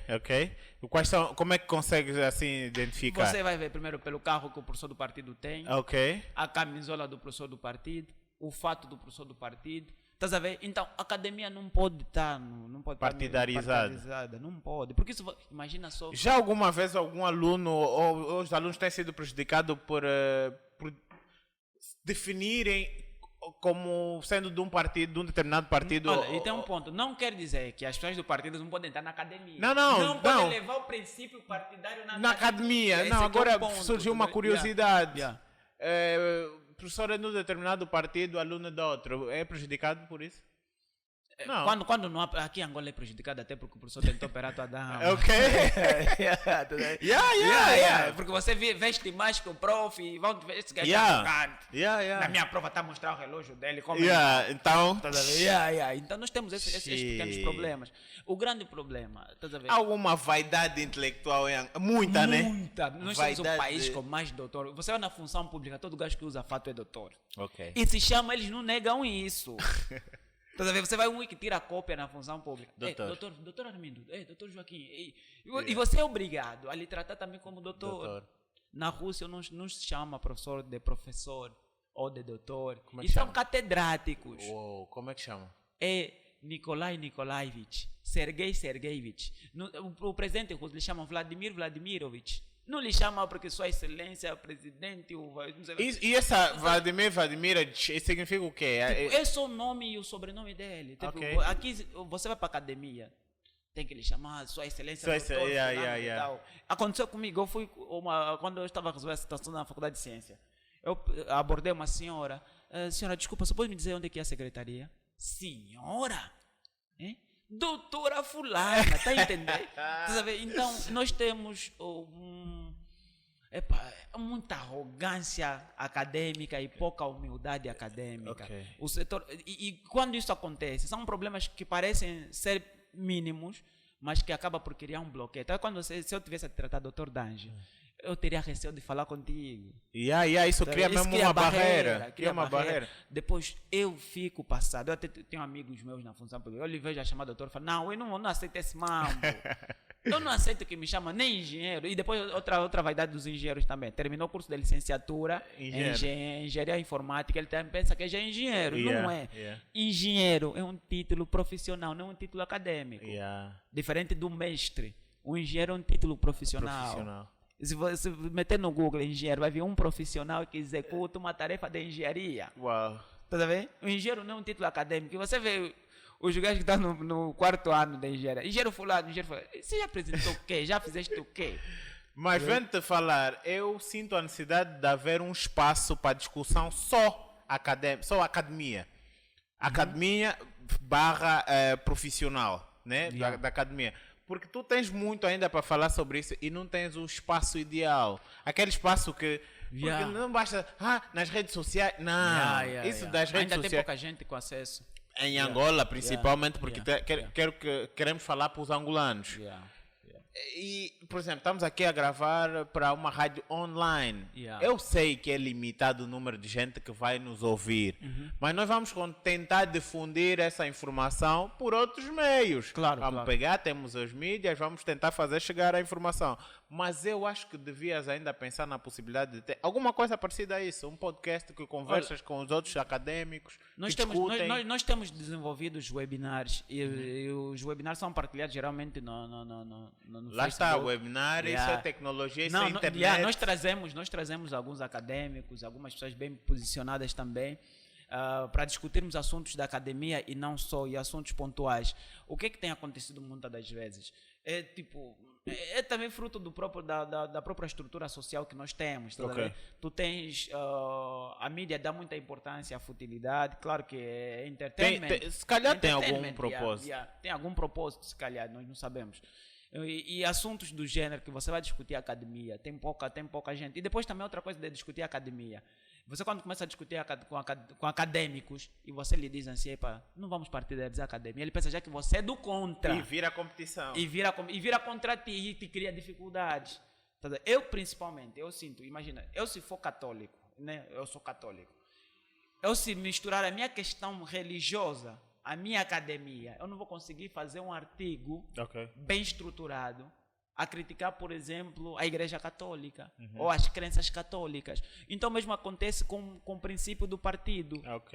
Eu, se for, por exemplo, da UNITA, e eu estou a escrever, por exemplo, um artigo sobre a situação atual, sobre a fraca, por exemplo, um artigo sobre a fraca influência dos partidos da oposição, eu vou ficar tipo, se eu escrever assim, epá, tem que mandar no CAP, no Comitê de Especialidade, para eles verem se preferem não a sensibilidade. Então, o acadêmico acaba por ser inibido, estás a ver? Epá, não posso falar isso, não posso escrever aquilo. Então, nós temos uma academia presa, primeiro, à política, da mesma forma que a mídia está presa à política, estás a ver? Então o buraco ainda é mais fundo. É mais fundo. E depois, outra coisa, como eu estava a dizer, é simples. Você vai para uma instituição de ensino, você consegue dar conta que esse mano é falando do contra. Mas eu percebo-te e sei também da minha forma fazer essa leitura. E isso nos estraga, mano. Isso se calhar que nos deixa no ponto em que estamos, como tu dizes, a mendigar em certos casos. E nós mendigamos muito e o acadêmico não pode mendigar. Olha, eu lancei o livro e eu tenho experiência da literatura nacional. No Bolseiro, tratas o livro, o Bolseiro, trata exatamente do quê? Olha, o meu livro... como ser bolseiro e como é que é estudar como bolseiro. O livro Bolseiro é um livro que fala sobre a experiência de se viver no exterior, de se estudar no exterior. Okay. Como bolseiro do governo e das outras instituições, como também por conta própria. E nós trazemos lá no livro Bolseiro um aspecto muito interessante, que as pessoas, pouca gente sabe, que é o sistema de bolsa de estudo já existia no Reino do Congo. Nem todo negro que ia para Portugal ia como escravo. Os filhos do rei, os sobrinhos do rei, o pessoal da elite do Reino do Congo estudou como bolseiro. O Reino do Congo pagava a cota para o governo de Portugal. Foi por essa razão o Dom Afonso escreveu uma carta para o rei do Congo, que era Luquene Luanime, a solicitar bolseiros. O termo mesmo foi bolseiros. Tá vendo? Então havia uma troca. O filho do rei do Congo estudou no colégio de Santo Eloy, em Portugal. Isso é 1554. É 1854. Tu ficaste a saber disso quando estavas a escrever o teu livro? Pesquisar. Existem livros que não foram publicados por conta do regime que existia naquele tempo. E já abordavam essas questões todas sobre o sistema de ensino, sistema de educação que o país tinha. Então, imagina, o processo da aculturação do nosso povo começou com o próprio angolano. Tipo, imagina, o primeiro bispo católico negro foi o filho do rei. Então, era muito mais fácil. Você não tinha como colonizar sem ter a crença dentro. A igreja foi usada como um veículo fácil para colonizar. Do tipo, vocês oram nessa estátua negra. Então isso é pecado. Tem de orar nessa estátua. Quem vai te passar essa mensagem é um negro igual a ti. Então os sistemas só vão se adaptando aos contextos. Hoje em dia, quem vai te prejudicar é um negro também igual a ti, atendendo princípios ocidentais. Certo. Tá vendo? Então, o mesmo aconteceu isso se estende até os dias de hoje, porque se calhar o que estamos aqui a discutir desde o início da nossa conversa sobre a situação do país é sobre isso. Claro. Sobre isso. O que acontece? Quando o pessoal do Reino do Congo foram batizados, e eu falo isso também no livro Bolseiro, porque nós temos aí um aspecto muito rico histórico. Quando o pessoal do Reino do Congo foram batizados, até o próprio rei, a esposa do rei, o filho do rei, mudaram de nome. Deixaram de ser Luquene Luanime. Passaram a ter nomes ocidentais. Dom Afonso, Margarida, Mafaldas, coisas do gênero, tá? Dom Henrique. Mas o nome dele, africano, não era aquele. Então o processo da aculturação toda veio com isso. E nós que emigramos, querendo ou não, nós trazemos um pouco da cultura dos outros. Todo bolseiro acaba por ser um cidadão do mundo. Tá a ver? Por isso que o bolseiro que vai, casa já lá com uma branca, ele quando voltar, tá a trazer aquele pedaço aqui. Sim. Tá a ver? E acontece muito. Tu só não fizeste porque já levaste a tua aluna. E eu estou a preparar um outro livro, que é o Bolseiro 2, que é Desafio Pós-Formação. Vamos falar essa questão toda do que o estudante enfrenta quando regressa para o país. Quais são os vícios que nós temos no nosso mercado de trabalho, que é padrinhismo, o QI de quem te indica, que é maior que o QI de inteligência. Não é? Coeficiente de inteligência. Então, esses vícios todos ligados ao nosso mercado de trabalho vai ser abordado no Bolseiro 2, que é o desafio pós-formação. E também nós vamos trazer alguns aspectos de como orientar os jovens a não se frustrarem, não se matar. Tem muitos jovens a se matar. Chegou aqui, criou expectativas, né? Estudou engenharia de petróleo, foi o melhor estudante lá em Aberdeen, voltou aqui, a Sonangol e falou, obrigado. Isso aconteceu com muitos bolseiros da Sonangol. Que estudaram lá, gastaram $500 mil. Volta aqui, a Sonangol te fala, obrigado. Não, mas eu fui melhor lá, obrigado. Era preferível me dar esse $500 mil que eu faria melhor. Estás a ver? Então, e depois o que acontece? Algumas pessoas da elite, jovens elitistas, vendem uma má ideia de empreendedorismo. Eles falam, esse jovem está frustrado. Aposta no empreendedorismo, aposta no... Como é que eles chamam? Tem um termo também que muita gente usa, até o próprio governo está usando muito. Qual? Que é o self-employment, que é autoemprego. Autoemprego. Tem autoemprego, mano. O mano que vende espelho aqui na estrada no engarrafamento. É autoemprego. Mas ele vai conseguir concorrer para a habitação nos anos 5 claro mil? Que não. Ele se apanhar malária, vai conseguir comprar remédios para... Claro que não. Mas as pessoas estão a insistir nisso. É do tipo, uma vez alguém ligado também à política, e até não é do partido do sistema. Ele me disse assim, tem aí kits que está a distribuir. Kits? Está a distribuir kits. Para vender banana. Eu disse, e as pessoas olham para ti tipo, tu não queres empreender? Eu digo, mano, eu tenho um salário para comprar frango e arroz. Se eu parar no meu salário e comprar uma rolote, não sei lá o quê, é complicado. Lá está, mais uma vez, a mesma pergunta que te fiz. Todo angolano, todo indivíduo, todo cidadão, todo jovem deve necessariamente ir para a universidade? Não. Todo jovem deve necessariamente empreender para conseguir sustentar sua família. Não. Nem toda a gente tem talento e tem condição que eu digo nem financeira para levar um negócio avante. O próprio presidente da República disse que muitos jovens não querem começar com o negócio de tostões. Querem já iniciar um negócio a valer milhões ou com milhões na mão. Tem quem tem talento para fazer tostões virar milhões. Claro. Ele tem dom, tem a resiliência, a palavra da moda. Tem aquela, bravura, aquela garra. E é até disciplinado para não gastar e tal, para fazer crescer estratégia como o Mateus. E a maior parte não é, isso é que é a verdade. Não é. A maior parte não é. Eu consegui vender hoje, como é? Fecha rolote, hoje é birra minha conta. Não há educação para... E depois outra coisa, sabes qual é? Nós estudamos com algumas pessoas bem posicionadas. Quando tu começas a frequentar esses sítios, você vai tendo, tipo, a seletividade também está aí. Não é? Imagina, antes de ir para a Rússia, eu nunca tive um quarto meu sozinho. Eu estudei com pessoas que quando chegaram na Rússia começaram a chorar. Porque aquela realidade era pesada. Eu estava feliz. Nice. Eu estava feliz mesmo, feliz do tipo, graças a Deus estou aqui, tá vendo? Eu estranhava, ele chorava, não, mamãe, tá ligando a mãe dele, mamãe, vou voltar então. Também a mãe tá te ligando, eu era presidente da associação, então, Mateus, conversa então com o fulano, você tá, Bradeu que então? Eu te amo um carro, não sei o que. Essa é a dificuldade dele. Eu conheço pessoas que quando voltaram, chegou, tinha Prado, tá vendo? Chegou assim da bolsa. Ele não foi grande estudante. Tua vida tiver, ele deve comprar. Isso é o quê? O meu velho me deu. Agora estou a controlar a quinta do meu velho. Fez uns movies daqui, tem uma rolote grande, tem escritório no Talatona. Não sei lá. E depois ele vai falar, as pessoas começam depois a vos comparar. A simetria. Estás a ver o fulano está a empreender, está a dar certo. Você fica vibrada. Eu cheguei. Então você tem que juntar daqui daí para comprar um i10 que também já tem 90 e tal mil quilômetros, tá vendo?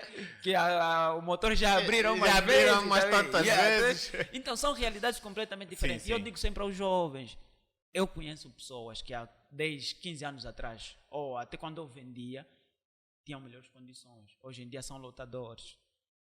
Tá vendo? São lotadores. É aqui. É mentalidade. Não inveje ninguém. Eu falo sempre, eu já sentei em mesas, tipo, eu trabalho hoje em dia com o Landrick, e muitas vezes nós sentamos assim em mesas com pipo pesado, tá vendo? Eu fico, fogo, brother, estamos a vir do fundo, o Landrick é da Mabor, tá vendo? Estamos a vir de uma banda, que fogo, nós temos que voltar lá para falar com esses miúdos, e nós temos feito isso, tá vendo? Eu estou a programar aí para o Wish, até agora não consegui ir, por falta de apoio, né? Apoio de quem? Transporte. Porque eu quero levar um time nós temos um projeto de fabricação de sabão para as comunidades, que é empreendedorismo sustentável. Eu sei, o que é que eu faço? Algumas pessoas me consideram empreendedor, mas eu não me considero empreendedor, eu me considero um mentor. Okay. Nós temos projetos sociais de empreendedorismo social, nós ajudamos a criar, tem jovens que produzem sabão a partir de óleo usado, óleo de cozinha mesmo. Então, E esse sabão, ele fabrica o sabão, distribui para as comunidades, e as pessoas dessas comunidades vão vender o sabão. Certo. Tiram uma parte para o seu uso, outra parte vende. Isso nós chamamos de quê? Empreendedorismo sustentável e social. E é isso que nós temos feito. Eu faço empreendedorismo. Olha, eu estou ligado à filantropia desde os meus 14 anos. Eu com 14 anos já entrava no sanatório, nos centros que acolhiam pessoas com HIV. Tá vendo? Eu faço isso de coração. Eu nunca peguei nenhum tostão. Eu já me ligaram, uma vez fui fazer uma palestra no Sombe. Ligaram para mim e me perguntaram assim: Matheus, qual é o teu cachê? Eu quero trazer você, o Costa dos Tunésia, o fulano de tal. Eu disse: estás a pagar quanto no fulano? X. Eu disse: não, eu não cobro esse mamo. Não, nós queremos que... Não cobro esse mamo. Essa é a minha missão que eu tenho com eles. Um dia vou cobrar. Eu estou a criar primeiro uma base. Tá, então fiz. Eu conheci pessoas lá que leram meu livro, começaram a chorar. Duas senhoras. Uma senhora e um jovem. E a senhora... No momento da assinatura do autógrafo, vou ter comigo ela lágrima. Eu falei: tá tudo bem. Disse: meu filho, eu me revi nisso. E para mim, eu depois disse assim nos meus brothers que estavam lá da Cássia, da editora, eu disse assim: eu posso não vender mais nenhum livro. Para mim isso aqui já valeu. Já valeu. Estás a ver? Então para mim isso é que conta. Eu tenho um compromisso com esses jovens, principalmente, não é com o jovem elitista, não quer dizer que eu não tenho compromisso com o jovem elitista, porque eles também fazem boa de prêmio entre eles, os jovens da elite se organizam lá, fazem os prêmios deles. Mas muitos, assim, alguns são lúcidos e um bom número é alienado. A maioria são. Sim, é alienado, porque o conforto às vezes cega. Tu disseste aqui uns pontos que me fazem pensar apenas que és um pé no chão, que é fogo. Às vezes estou bem, ou estou com pessoas que nunca pensei estar, mas me ponho a recuar no passado. De onde é que eu estou a vir? Ali só estás a apertar bem mesmo os teus pés no chão e dizer: cabeça na lua, mas os meus pés do chão não saem. Sabes, no dia do lançamento do meu livro, da reedição, nesse caso no Instituto Camões, era o meu sonho. Eu quando passava aí na Mutamba, não sei lá o que, eu via as pessoas fazem lançamento aqui, atividade cultural. Uma vez fui atuar, quando eu fazia teatro em 2007, fui atuar no Instituto Camões.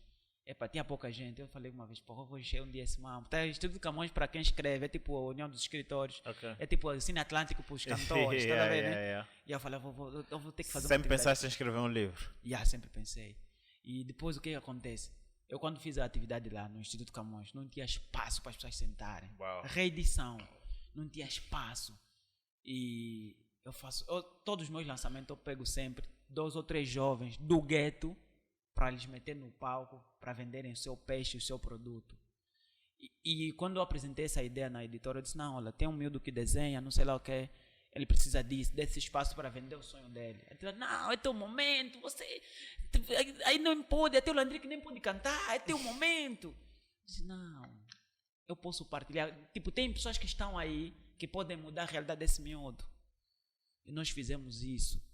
E alguém me perguntou assim: Matheus, o que é que te motiva a fazer isso? Eu disse: olho sempre de onde eu vim, brother.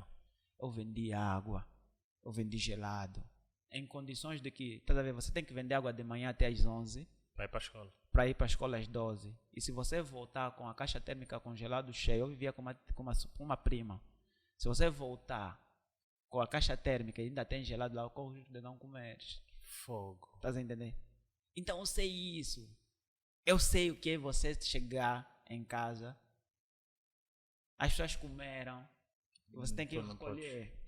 Estás a entender? Eu sei isso. Por isso que eu digo: mais pobre do que eu fui, já não serei. Claro que não.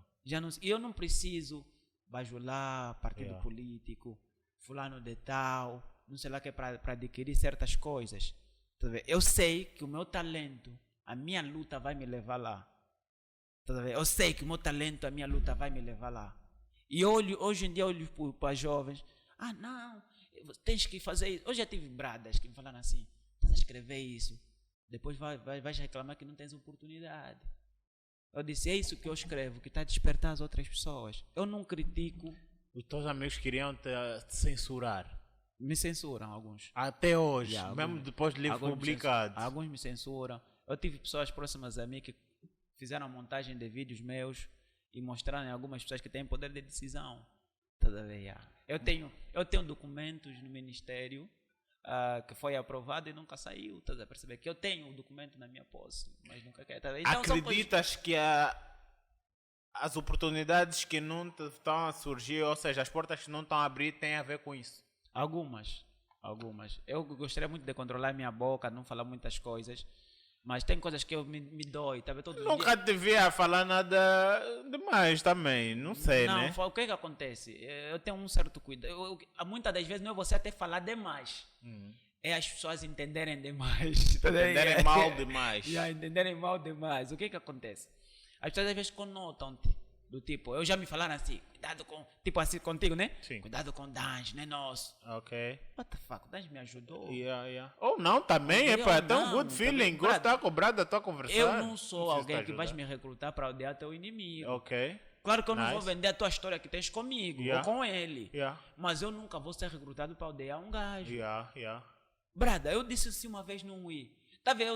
Por que eu não tenho muita crença também? Hoje em dia, eu já fiz política também. Eu não tenho muita crença nos partidos políticos assim ativos. Porque hoje, se me chamarem, por exemplo, a falar, Mateus, olha, o Adalberto quer te receber para você lhe oferecer um livro. Brado, eu vou bazar. Na boa, é um angolano, um político fixe. Se me falaram, olha, o Chivucovo quer te receber para dar um livro, eu vou bazar na boa.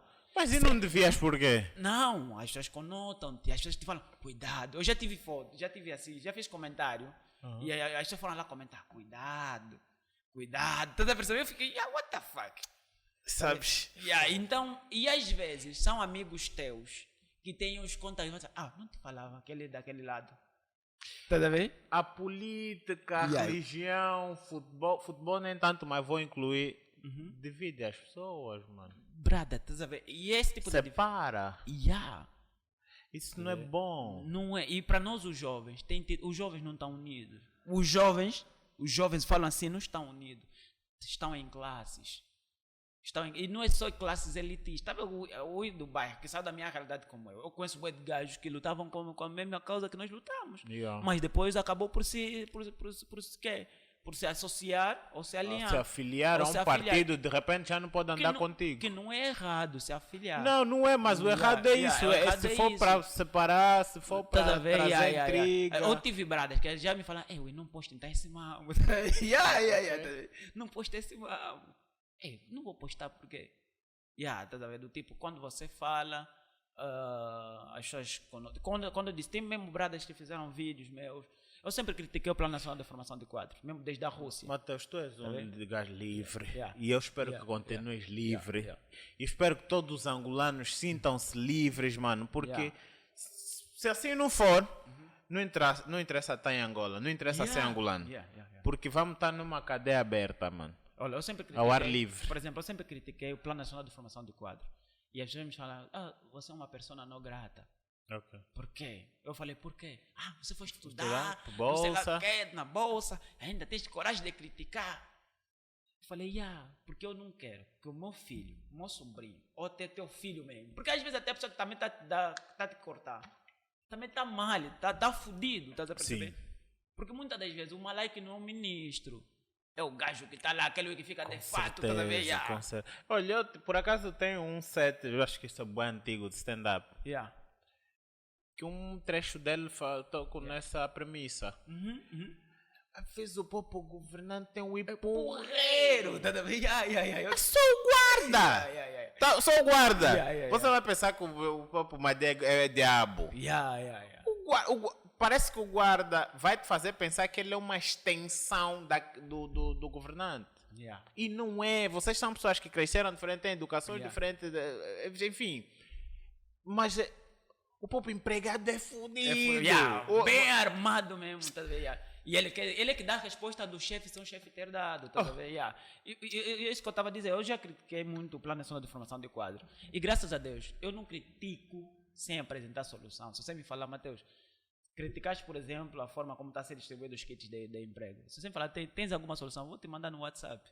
Vou te mandar a solução que eu acho que pode funcionar, porque o que acontece? Em gestão de projeto, você aprende a estudar as escalas do tipo, tens um projeto para estudantes, ensaia primeiro com 5, depois com 10, Só depois é que você vai ensaiar com 10 mil. Ok. Aqui não. O ensaio já é com todo o povo. Não vai dar certo. Tá vendo? Então, o Plano Nacional de Formação de Quadro é um plano que está estruturado, perfeito. Agora, a parte de acompanhamento, você não pode formar sem acompanhar. E o projeto de plantação dos mangás, tu participaste? Eu participo, conheço a Fernanda René. Eu já fiz. Esse é um projeto do vice-presidente. Não é. Esse também é um ponto que as pessoas levantam muito. O projeto começou muito antes do Burdito ser vice-presidente e ele nem sabia o que era mangás. Ok. Para ter noção. O vice-presidente nem sabia o que era mangás. A Fernanda René começou o projeto no Lubito, ele é do Lubito. Nem eu também sabia o que era mangás. Eu conheci a Fernanda por conta desse tipo de trabalho que eu faço de mentoria. Uma vez alguém ligou para mim, eu ainda estava na Rússia, eu já fazia mentoria estando na Rússia. Ligaram para mim, um cota que estava num projeto de refinação. Ele disse, Mateus... Queres mais água? Não, por enquanto ainda não. Mateus, eu conheço aqui alguém que você pode ajudar. Eu disse, como assim? Tu como falas bem, não sei lá, que tens dado mentoria de como falar, apresentar projetos, coisas do gênero. Vou te apresentar alguém. Me apresentou a Fernanda, está na Rússia. Então conheci a Fernanda, ela tinha de apresentar um projeto na União Africana, então estruturamos, fui lhe explicando mais ou menos como é que deve fazer a entrevista, como é que deve se posicionar, linguagem gestual, para convencer mais. E até hoje nós fazemos isso. A minha casa é a casa dela, ela está sempre lá, essa coisa toda. E quando começou a ter o impacto, porque eu conheci ela não com a Altiva, era com a AB Reciclo, que era a produção de sabão repelente, que infelizmente também não teve muito sucesso em Angola, mas teve sucesso no Ruanda, para ter noção. Uau! A Angola deu boa de voltas para legalizar, para fazer estudo, e o Ruanda aceitou. Nice. Ela já apresentou em várias feiras no Ruanda. Depois começou a surgir outros projetos. Então o Altiva é só mais um projeto. Ela tem muitos projetos. E esse projeto de fabricar sabão, por exemplo, para as comunidades, ela é uma das mentoras. Ela que começou também com isso. Eu achava que a plantação dos mangás fosse projeto do vice-presidente. Não, apresentou-se ao vice-presidente. O vice-presidente ele abraçou. Achou interessante, tem acompanhado. É algo que nos enche de orgulho, estás a ver? Que bom. Mateus, nós devemos já estar a conversar 2 horas, mais ou menos. Conversar contigo é bom, isso é bom sinal. E significa que temos mais para conversar. Boa. Mas vamos deixar para uma próxima, para que não fique muito estendido esse áudio, esse podcast. Quero agradecer a tua presença, meu irmão, e desejar muito sucesso. Obrigado. E eu sei que vais conseguir alcançar aquilo que almejas, mano. Obrigado. Eu também quero agradecer o convite e ter um pedido a te fazer. Faz favor. Volte no stand-up. Esse é um pedido que... Sabes que nós temos saudade de humor inteligente, de humor que... humor inteligente é um elogio para mim, porque nem eu sabia que eu faço. Não, é sério, é um bom humor que fazes e vocês estão a revolucionar isso. Com certeza daqui a uns 5, 10 anos poderão estar na lista dos melhores e fazer dinheiro com isso, como tem feito, como tem acontecido. Se nem a música em Angola tem indústria, imagina a indústria da comédia, né? É possível. Então, possível mas não sei se eu sozinho com os gozos aqui vamos conseguir fazer uma indústria. Não que eu esteja já a ser um indivíduo pessimista, né? Mas é ver o andamento. Também seria mesmo já muito burro se não visse lá atrás. Se em 5 anos de existência vocês estão até aqui, mais 10 anos vocês vão estar até onde? Vão ter dado um passo também. A outra geração continua. E eu, honestamente, não tenho feito muito por isso. Eu não sei os outros, mas então não sei. Não quero ser pessimista. Mas o que eu quero mesmo é solução que agrega. Não que o entretenimento não seja necessário para uma sociedade avançar, mas eu ainda valorizo mais, não me estou a desvalorizar o teu trabalho. Muito obrigado. Eu acho muito interessante o trabalho dos meus convidados, por isso é que eu fiz um podcast, porque eu não faço nada. Então chamo pessoas que fazem. Entendeste? Obrigado. Então, tu é que tens valor, eu não tenho valor nenhum. Todos nós temos valor. Não, eu sou o indivíduo que estou aqui para trazer pessoas que têm valor, mano. E isso toma mesmo como elogio sincero. Repara, vai ver na timeline, toda a gente que senta ali não é famous, não é necessariamente uma ideia, tipo, tem buzz, tem... Mano, são pessoas extremamente inteligentes e que estão a fazer acontecer na sua área e que eu nutro uma admiração verdadeira que sentam-se ali e eu tenho o prazer de conversar e tu és uma dessas pessoas. Muito obrigado, Mateus. Muito obrigado de coração. Mantém firmeza e acredita numa Angola melhor. E vamos fazê-lo vamos fazer acontecer. Estamos juntos, muito One obrigado. on One Sounds. Pessoal, curtam e tchau. Tchau. Correu bem, né? Muito obrigado pelo convite. Eu posso te apresentar alguma história? Tem a Chay.